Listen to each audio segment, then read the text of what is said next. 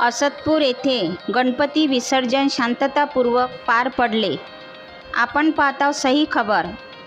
असतपूर येथील गणपती विसर्जन शांततापूर्वक पार पडले.